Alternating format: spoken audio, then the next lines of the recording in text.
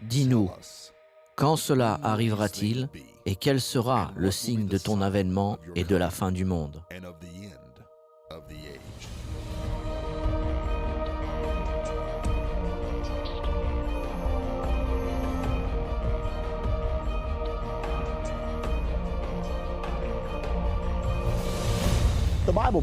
La Bible prophétise qu'une religion mondiale arrivera.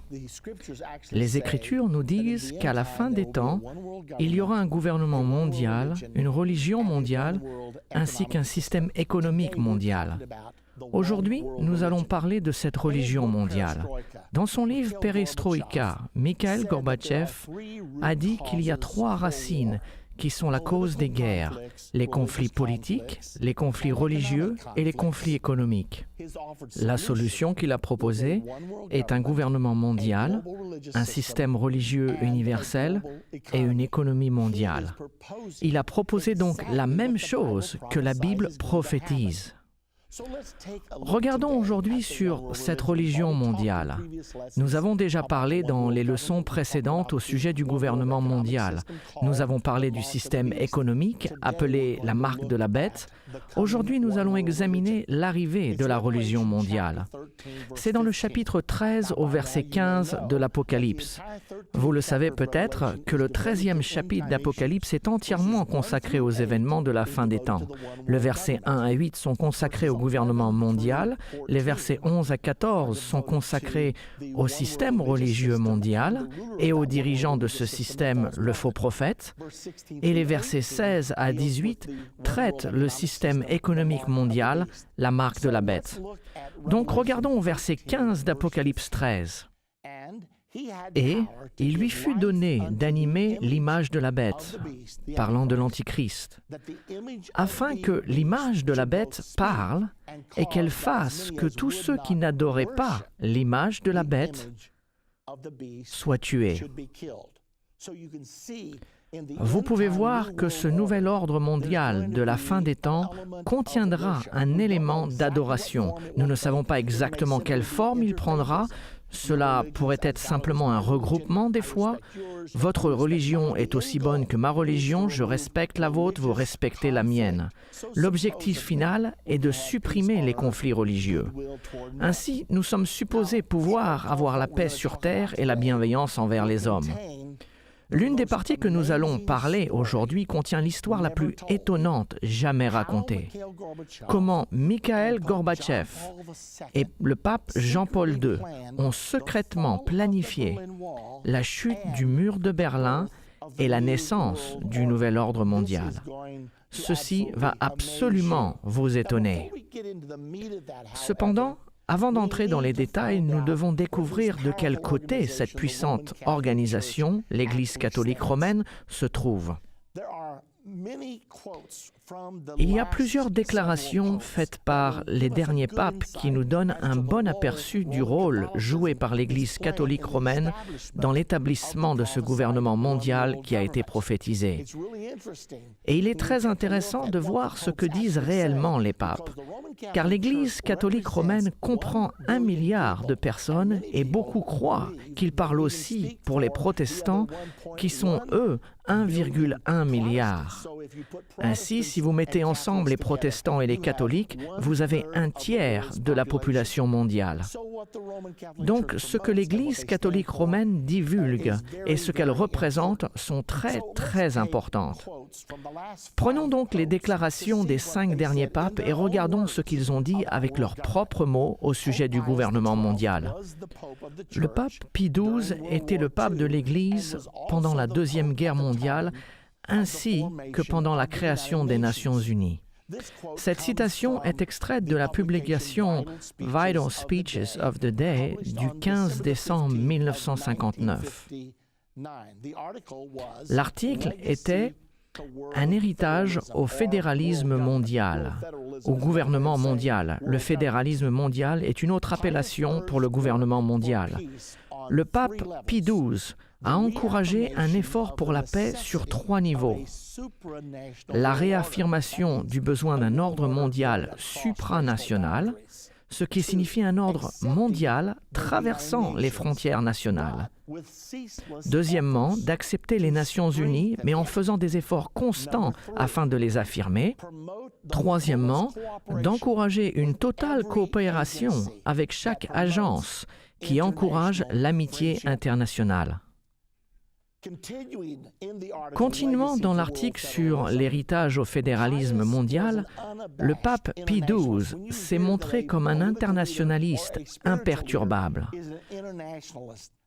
Quand vous entendez qu'une personne publique ou un dirigeant spirituel est un internationaliste, c'est une indication qu'il est un adepte au gouvernement mondial. Le pape Pie XII désirait, cherchait et priait pour une organisation politique mondiale avec un esprit fédéraliste. Voici ce que le pape Pie XII a dit. Les catholiques, par-dessus tout, doivent réaliser qu'ils sont appelés à surmonter chaque vestige de l'étroitesse nationaliste. Notez la phrasologie employée ici. Étroitesse nationaliste. Ce n'est pas bien, n'est-ce pas? Si vous êtes une personne bornée et fermée d'esprit, c'est ce qui est insinué ici. Donc, si vous croyez toujours au nationalisme et non au gouvernement mondial, le pape Pie XII nous a invités à surmonter chaque vestige de l'étroitesse nationaliste. Il continue en disant « Les catholiques ont le devoir d'insister sur la ratification du pacte du génocide ».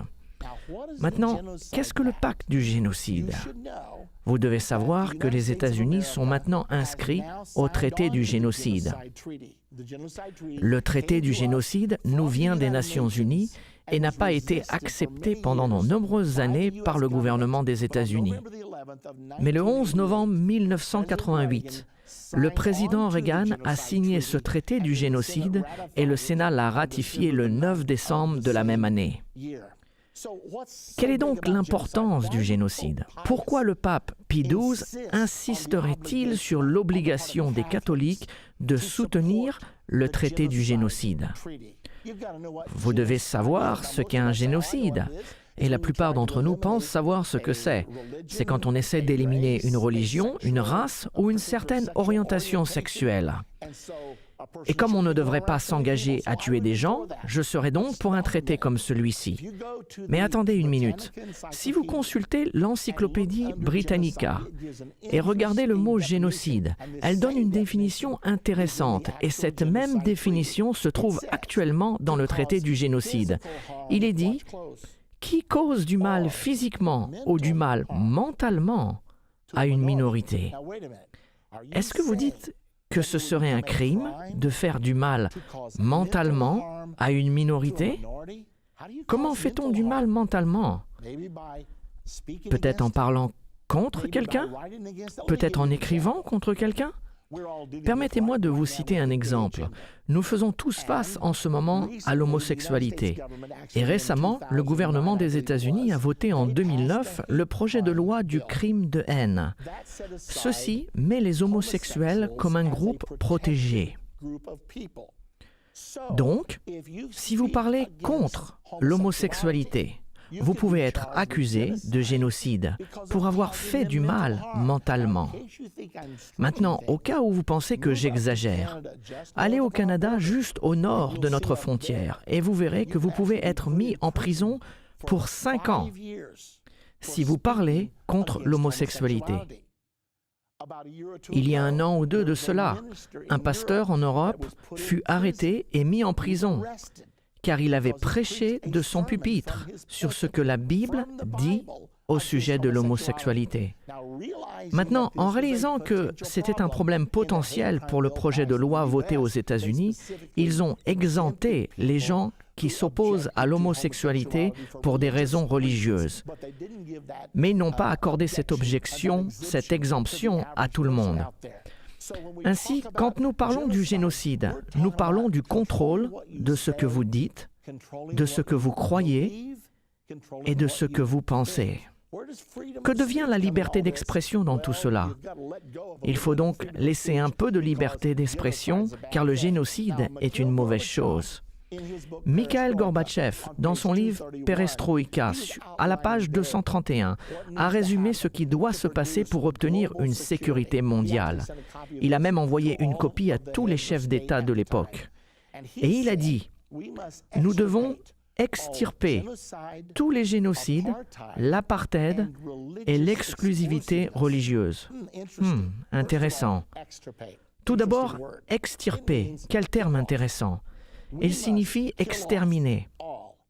Nous devons exterminer tous les génocides, ce qui veut dire faire du mal mentalement, de l'apartheid et de l'exclusivité religieuse. Une autre phrase intéressante dont nous ne parlons pas beaucoup, mais M. Gorbatchev la met dans la même catégorie que le génocide. Donc, que signifie l'exclusivité religieuse? C'est quand vous dites que votre religion est vraie et que toutes les autres religions sont fausses. Par exemple, Jésus a dit, « Si vous ne croyez pas que je suis le Messie, vous mourrez dans vos péchés. » Ainsi, Jésus serait considéré comme religieusement exclusif. La Bible nous dit également au sujet de Jésus qu'il n'y a de salut en aucun autre, car il n'y a sous le ciel aucun autre nom qui ait été donné parmi les hommes par lequel nous devions être sauvés. C'est la raison pour laquelle nous voyons des guerres en ce moment dans le monde au sujet de l'emploi du nom de Jésus. Ça leur est égal si vous priez au nom de Dieu. Ils ne vont pas supprimer toute la religion, mais ils ne veulent pas que vous utilisiez le nom. Notre armée a maintenant interdit nos chapelains de prier au nom de Jésus. Si vous êtes appelés à prier en public, on vous demande d'éviter de prier au nom de Jésus. Pourquoi? Car ils savent que le christianisme est une religion exclusive. Donc si vous êtes un chrétien et vous suivez les enseignements de Jésus-Christ, vous serez coupable d'exclusivité religieuse. Et M. Gorbatchev a dit, nous devons l'arrêter. Et il la met dans la même catégorie que le génocide. Y a-t-il une chance qu'un jour, vous et moi, nous pourrions passer en jugement pour exclusivité religieuse? M. Gorbatchev a dit, il faut l'extirper. Et oui, la réponse est que vous pourriez être accusé par le pacte du génocide pour avoir fait du mal mentalement à une personne. Maintenant, parlons de l'interdiction de l'exclusivité religieuse. Est-ce que cela se passe réellement? Eh bien, le 28 juin 2000, en France, un article du Washington Times disait ceci. Il y avait une proposition française qui visait le prosélytisme. Il proposait jusqu'à 2 ans de prison pour toute pression excessive dans le but d'essayer de convertir quelqu'un. Maintenant, dites-moi, qu'est-ce qu'une pression excessive? Si vous invitez quelqu'un à votre église une fois, est-ce que cela est permis? Et si vous l'invitez plus d'une fois, disons 2 ou 3 fois? J'ai demandé à une personne qui était adepte de cette pensée, et voici sa réponse. Oui, si vous leur demandez une fois et qu'ils ne veulent pas y aller, et que vous leur redemandez, cela deviendra une pression excessive. Nous parlons d'une loi en France passible de 2 ans de prison pour ce crime nébuleux, d'employer la pression excessive afin de convertir quelqu'un à votre religion. De plus en plus de nations dans le monde adoptent des lois contre le prosélytisme. La plupart des pays musulmans ont depuis longtemps des lois anti-prosélytisme. Donc la question est la suivante. Est-ce que l'exclusivité religieuse est un crime de haine? Nous avons besoin de le savoir. Donc, revenons aux citations de nos papes au sujet du gouvernement mondial. Nous avons déjà regardé le pape Pie XII. Il a quitté ses fonctions en 1958 et le pape Jean XXIII lui a succédé. Il a été connu comme le pape bien-aimé. Tout le monde l'aimait bien. Il a publié une encyclique dans le Look Magazine du 2 juillet 1963. L'encyclique était « Pacem in terris », ce qui signifie « paix dans le monde » ou « paix sur la terre ». Avec son appel aux Nations Unies à devenir plus égales à l'importance et à la noblesse de ses tâches. l'encyclique du pape a plaidé pour la création d'un gouvernement mondial, avec toute la puissance de sa meilleure preuve théologienne sur l'existence de Dieu. Ces mots ne sont pas les miens, je suis en train de les lire dans le Look Magazine. Dans le langage du Vatican, Pacem in Terris, ou la paix sur terre, appelle le gouvernement mondial une autorité publique, mais le définit comme ayant la puissance universelle et doté des moyens appropriés pour la poursuite efficace du bien commun. Le pape a soutenu qu'un tel gouvernement devait être créé car toutes les nations deviennent maintenant interdépendantes. Un appel à l'action par le pape Jean XXIII, remontant aux années 1958 à 1963, pour un système de gouvernement mondial. Maintenant, souvenez-vous ce que nous faisons aujourd'hui. Nous prenons du temps pour prouver que tous les papes des temps modernes ont été des croyants et des initiateurs de l'établissement du gouvernement mondial. Que vous pensiez que c'est une bonne ou une mauvaise chose, je veux tout simplement que vous compreniez où cette puissante organisation, l'Église catholique romaine, se situe. Avant la fin, nous vous montrerons par les Écritures qu'il y aura une union entre la politique et la religion pour former ce système de gouvernement mondial prophétisé, et vous saurez qu'elle est bien plus avancée que ce que nous pensons.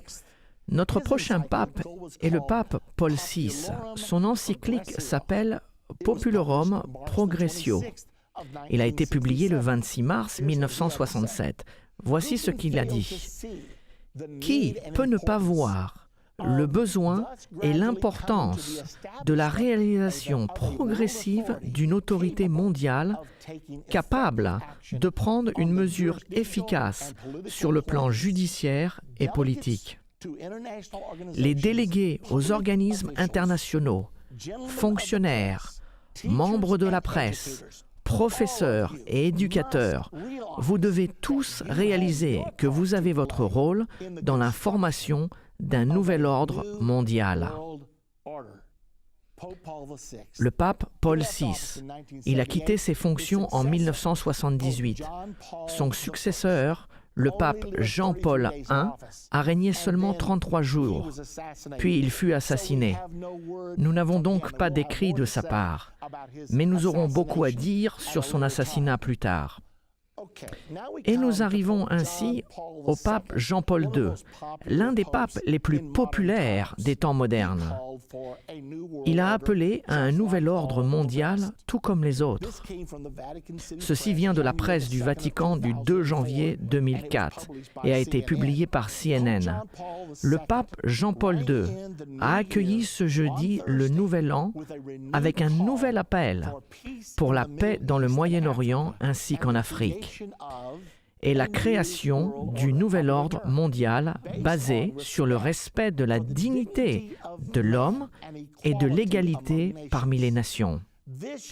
Cette année, Jean-Paul a dirigé ses pensées vers les conflits en cours dans le monde, mais il a insisté sur le fait que pour ramener la paix, il faut un nouveau respect pour les lois internationales et la création d'un nouvel ordre international basé sur les objectifs des Nations Unies. Remarquez qu'on revient toujours vers les Nations Unies, car les papes ont toujours été d'énormes défenseurs des Nations Unies bien avant même leur existence. Le pape Jean-Paul II est décédé il y a quelques années de cela, et le pape actuel, Benoît XVI, a pris ses fonctions. Et il a lui aussi publié une encyclique en 2009. Une encyclique étant un écrit présentant au monde les sujets qui sont importants au pape. Cette encyclique s'appelait Caritas in Veritate, signifiant la charité dans la vérité. Il dit « Face à la croissance persistante de l'interdépendance mondiale, on ressent un énorme besoin, même au milieu d'une récession mondiale, d'une réforme de l'Organisation des Nations Unies. Et ce pape, le pape Benoît XVI, aime les Nations Unies, mais il veut les réformer. Et il continue, de même pour les institutions économiques et la finance internationale, pour que ce concept d'une famille de nations puisse acquérir de vraies dents. Le concept de la communauté mondiale ou de la communauté internationale ou la famille des nations, pour que ce concept puisse développer de vraies dents. Remarquez le terme de vraies dents. À quoi servent les dents? Les dents servent à mordre, les dents servent à faire exécuter. Et le pape Benoît XVI dit que nous devons réformer les Nations Unies et leur donner de vraies dents afin de faire exécuter leur volonté sur la terre. Dans son encyclique, le pape Benoît XVI continue en disant « Pour contrôler l'économie mondiale, pour restimuler les économies frappées par les crises, pour éviter tout déclin de la crise actuelle et de ces déséquilibres qui en résulteraient, pour réaliser le désarmement total, la garantie de nourriture et la paix. Pour assurer la protection de l'environnement et réglementer la migration de tout ceci, il est urgent d'avoir une véritable autorité politique mondiale. » Voici beaucoup d'informations ici. Donc, gérer l'économie mondiale, c'est le numéro 1. Et il pense qu'il faut un gouvernement mondial pour cela. Et il continue et dit que le désarmement est l'un des plus importants messages des Nations Unies. Elles veulent désarmer le monde de sorte qu'il n'y ait plus d'armes pour tuer, donc plus de guerre. Toutefois, ils veulent que les Nations Unies aient quand même une armée à eux. Et personne ne semble se demander que se passera-t-il si toutes les armes disparaissent et que seules les Nations Unies sont armées. Qu'est-ce qui se serait passé si Adolf Hitler avait pris le contrôle du système du gouvernement mondial avec la seule armée restante? Nous avons détruit l'équilibre des pouvoirs qui pourraient empêcher un tel scénario. On dit que cela n'arrivera pas, cependant la Bible nous dit que c'est exactement ce qui va se passer. Donc le désarmement, la sécurité de nourriture, on dirait que c'est la marque de la bête où tout le monde devra avoir un numéro sans laquelle il sera impossible d'acheter ou de vendre. La protection de l'environnement, de grandes conférences sur l'environnement sont en cours. Nous devons avoir un traité mondial qui lira et forcera le monde contre le réchauffement global. La réglementation de la migration, un autre problème que nous avons, le problème de l'immigration. Et il dit que cette autorité de gouvernement mondial, les Nations Unies, est la réponse. Il y a un besoin urgent pour une véritable autorité politique mondiale. Et une véritable autorité politique mondiale signifie simplement un gouvernement mondial. Pierre Boillon, évêque de Verdun en France, l'a résumé probablement le mieux avec la plus grande franchise. Ceci est un extrait du livre « Le Concile et le futur » par Mario Vangali. Le 8 octobre 1965, M. Boillon a dit « Par conséquent, nous devons accentuer la grande responsabilité morale afin d'autoriser une autorité internationale à empêcher les guerres. Le monde entier doit se rendre compte que si cet établissement, les Nations Unies, doit entrer en vigueur, chaque nation doit renoncer à sa souveraineté ultime pour cette autorité universelle. » Vous aimez cette idée? Toutes les nations se débarrassent de leur souveraineté. Nous avons donc un gouvernement mondial. Et il continue en disant « Ceci est une obligation. Si les nations, si les chefs d'État, si l'opinion publique n'acceptent pas cette renonciation, alors, en réalité, ils votent pour la guerre malgré leurs beaux discours. Ils votent pour la guerre malgré leurs beaux discours sur la paix. Nous avons donc examiné toutes ces citations pape après pape. Le pape Pie XII, le pape Jean XXIII, le pape Paul VI et Jean-Paul II, ainsi que le pape actuel, le pape Benoît XVI. Puis Pierre Boillon, l'évêque de Verdun en France. Ils chantent tous la même chanson. Nous devons avoir un gouvernement mondial et il nous le faut dès maintenant. Où est-ce que tout cela va nous amener? La Bible nous dit qu'un gouvernement mondial arrive, mais elle nous dit également qu'une religion mondiale va coopérer avec ce gouvernement mondial. Nous pouvons voir la plus grande religion sur Terre, le christianisme, étant représenté par le pape, et il est considéré comme la tête du christianisme. Et il y initie avec ferveur un gouvernement mondial. Dans la prochaine partie de notre leçon, nous allons étudier au sujet de la relation spéciale entre le pape Jean-Paul II et Mikhaïl Gorbatchev, et comment, ensemble et secrètement, ils ont œuvré en coulisses pour réaliser la chute du mur de Berlin et la fin de la guerre froide. Mesdames et messieurs, je ne vais pas simplement spéculer, mais je vais vous présenter des documents à l'appui. Je vais vous donner citation après citation, afin que vous puissiez voir que le pape Jean-Paul II et Mikhaïl Gorbatchev se sont rencontrés et ont planifié 10 ans avant la chute du mur de Berlin. Et vous verrez comment tout a culminé le 9 novembre 1989.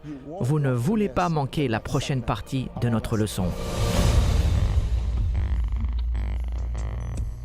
Dans notre dernière partie de comprendre la fin des temps, nous avons regardé le rôle crucial que les 5 derniers papes ont joué en établissant un gouvernement mondial prenant naissance à travers la mondialisation. Dans cette partie, nous apprendrons au sujet de la relation secrète entre Mikhaïl Gorbatchev et le pape Jean-Paul II. Nous verrons comment ils ont travaillé ensemble pour faire tomber le mur de Berlin et acheminer le nouvel ordre mondial. Il s'agit de l'une des histoires les plus étonnantes qui se soit passée. Rappelez-vous, quand nous disons le nouvel ordre mondial, c'est juste un autre nom pour le gouvernement mondial prophétisé dans la Bible pour la fin des temps. Retournons en arrière dans l'année 1917. C'est en 1917 que la révolution bolchevique a pris le pouvoir sur l'Union soviétique.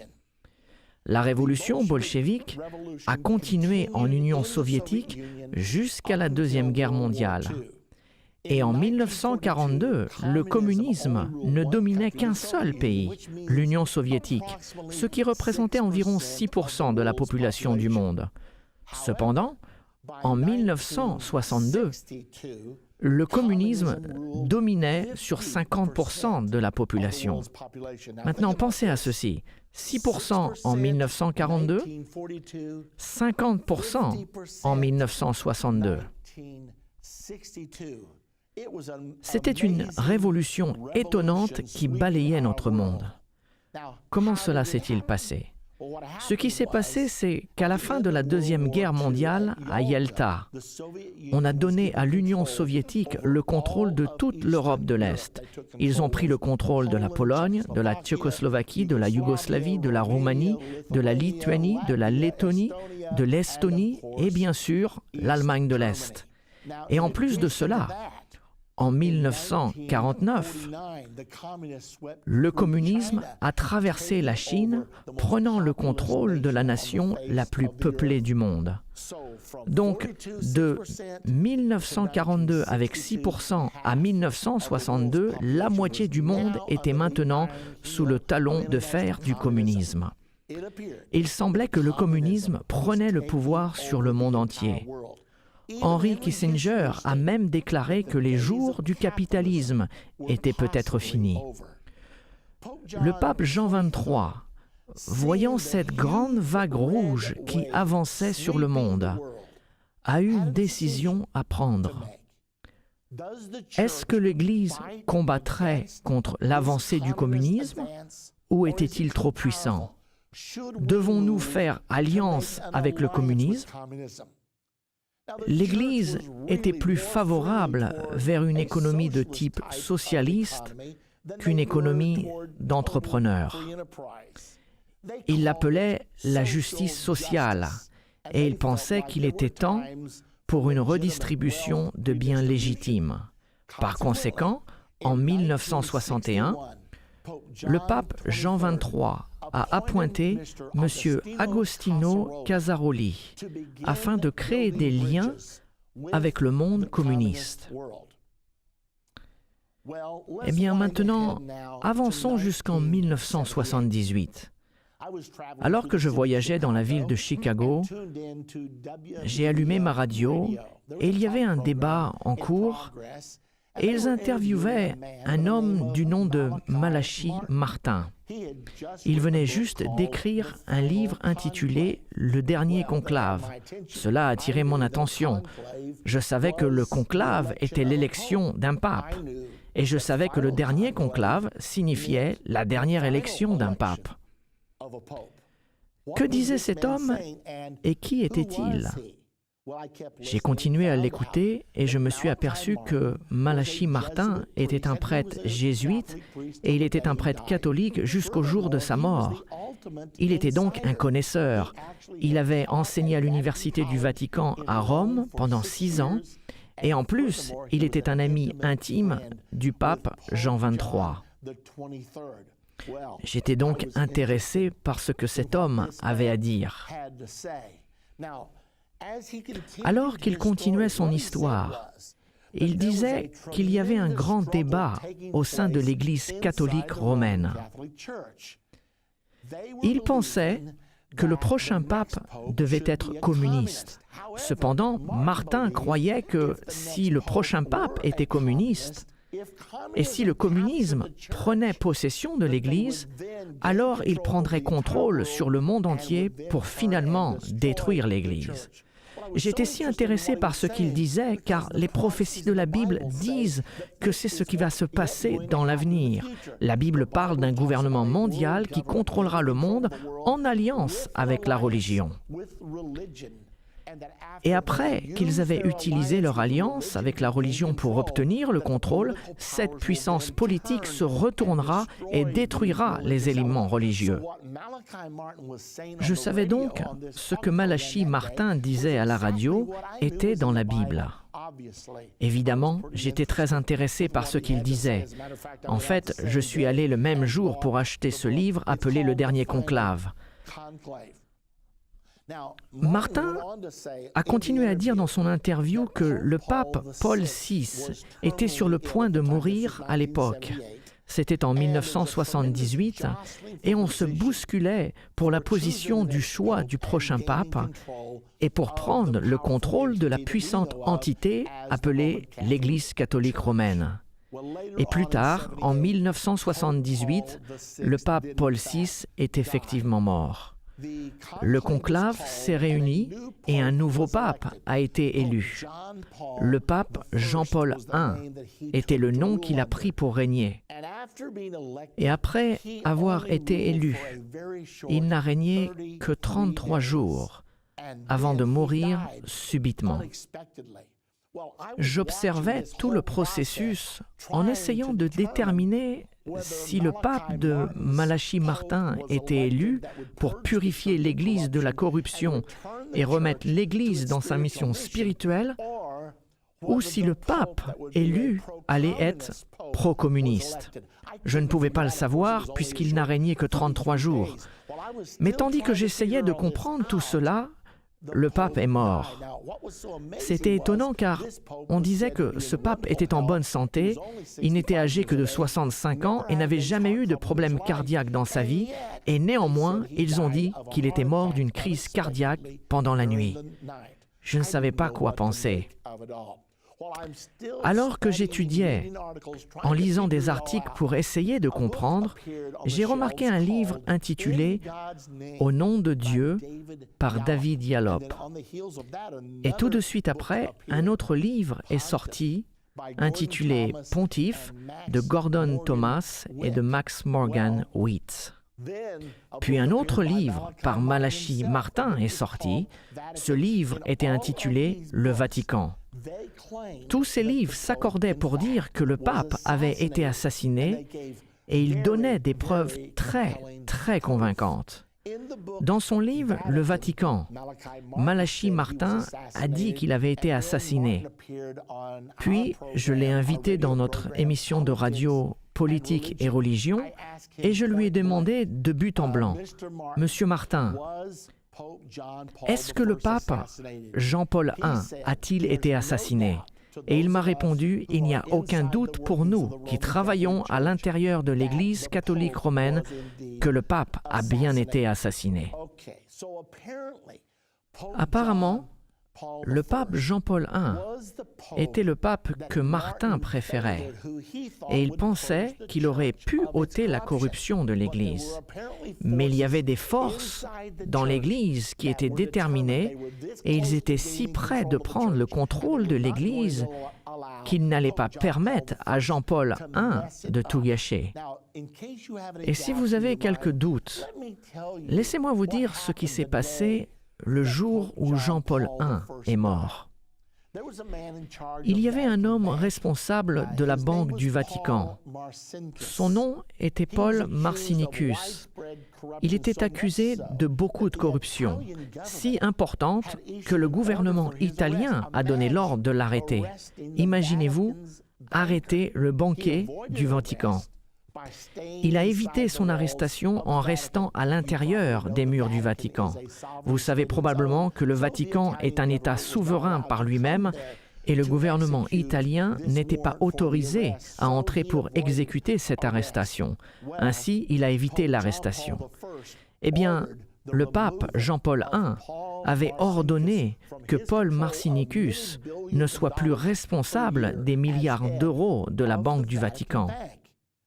Et ce même jour, il a demandé qu'une sanction soit donnée au puissant archevêque de Chicago, le cardinal Cody. Il a été dit 2 ou 3 ans auparavant que Cody avait détourné de l'Église 1,3 million de dollars pour une femme en Floride. Quand cela est devenu public, il a dit qu'elle était une cousine éloignée qui avait besoin d'aide.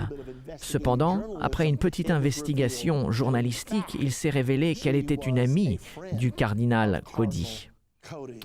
Sachant cela, le pape Jean-Paul I a ordonné la destitution de Marcinicus le jour même et a sanctionné le cardinal Cody. Mais aucun de ces ordres n'a été réalisé. Au lieu de cela, le pape est mort cette même nuit. Il était donc temps pour un autre pape. Tous les prélats sont revenus à Rome pour aller à la chapelle Sixtine. Et quand la fumée est sortie de la cheminée de la chapelle Sixtine, ce qui est le signal qu'un nouveau pape est élu, l'annonce était faite « Karol Wojtyła de Pologne ». Et tout le monde a dit « Qui est-il » Il a pris le nom de pape Jean-Paul II pour régner. Maintenant, ce pape était le plus jeune pape élu depuis 154 ans. Il était le premier pape non italien depuis 455 ans. C'était un choix révolutionnaire car normalement les papes viennent d'Italie, car l'Église était appelée l'Église catholique romaine. Mais il est devenu le premier pape non italien depuis 455 ans. Mais voici la chose la plus importante. Il était le premier pape à venir d'un pays communiste de toute l'histoire de l'Église catholique romaine. Et la chose qui l'a rendu célèbre était qu'il a présidé en Pologne l'Église sous le communisme pendant 45 ans. Et l'Église a non seulement survécu, mais elle a prospéré sous cette organisation, cette alliance entre le catholicisme et le communisme. Et pendant que les votes étaient comptés dans le conclave pour déterminer qui serait le nouveau pape, savez-vous ce que M. Wojtyła lisait pour passer le temps? La revue communiste internationale, la publication officielle du communisme international. Étonnant, n'est-ce pas? Puis, dans la première année de son règne, il est allé aux Nations Unies pour donner un discours. Et durant son discours, il a souhaité une redistribution massive des richesses, ce qui est tout simplement la base de la plateforme du communisme. Il s'est avéré que le communisme a eu au moins un pape qui pouvait travailler avec eux, si ce n'est un pape communiste. Et à la page 560 de son livre « Le Vatican », il est intéressant de voir les choses que Malachi Martin avait à dire sur ce pape. Martin a déclaré que ce nouveau pape a dit à ses proches collaborateurs « Je planifie de faire de la Pologne un modèle. Nous leur montrerons aux soviétiques comment faire fonctionner le socialisme. Le socialisme ne fonctionnait pas bien pour la Russie soviétique, car les gens étaient payés, qu'ils travaillent ou non. Il n'y avait aucune motivation à travailler. Alors l'économie du bloc soviétique s'effondrait de plus en plus. Ce pape a donc dit « Nous pouvons leur montrer comment cela doit marcher ».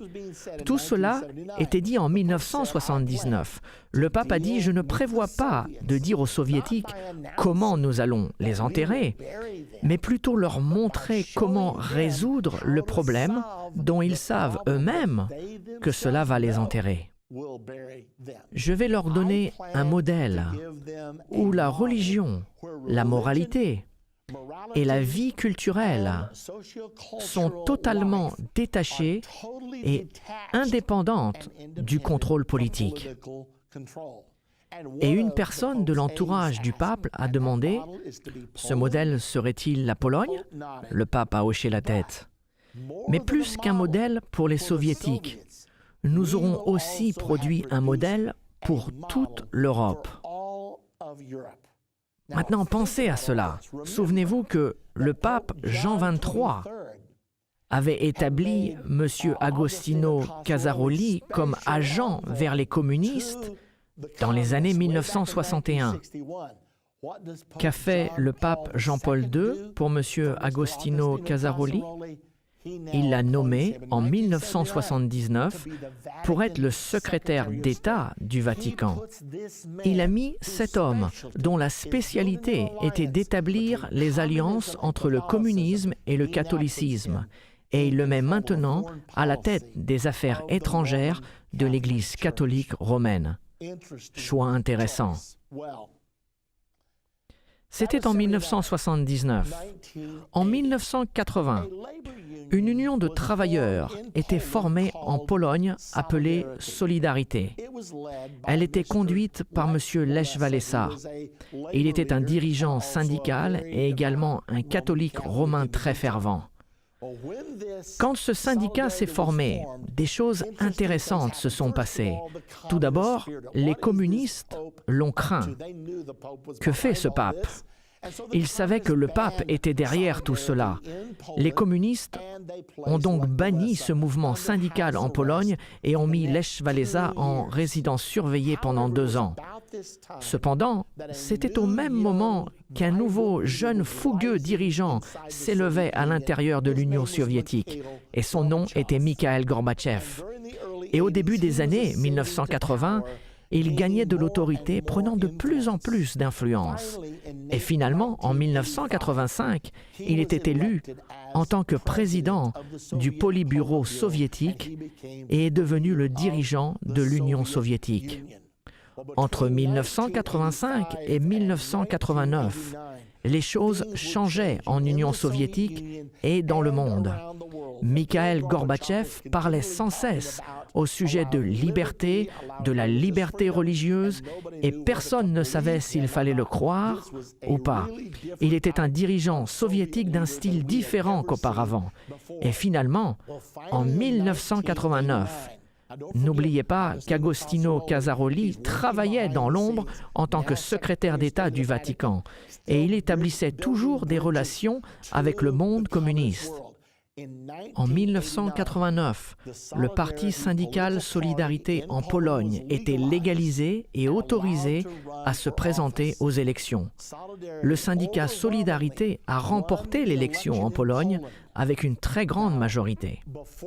Avant cela, il y a eu des efforts de réforme dans d'autres pays communistes sous l'influence soviétique, mais les chars soviétiques étaient venus en force pour l'estomper. Je parle de la Hongrie en 1956, je parle de la Tchécoslovaquie en 1968. Les chars se sont avancés, écrasant les mouvements réformistes. Donc tout le monde retenait son souffle lorsque le mouvement Solidarité a gagné l'élection et allait gouverner la Pologne.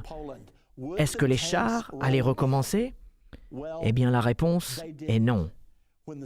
Et puisque les Soviétiques n'ont pas envahi la Pologne, très rapidement, la révolution a commencé à traverser les autres pays soviétiques.